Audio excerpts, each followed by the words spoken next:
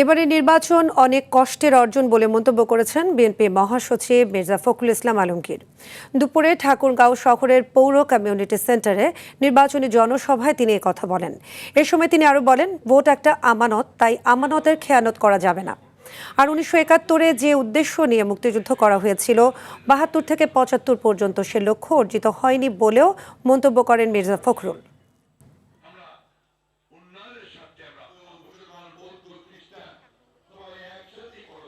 আমি সবসময় একটা কথা বলি, আমার কাছে মনে হয় যে আমাদের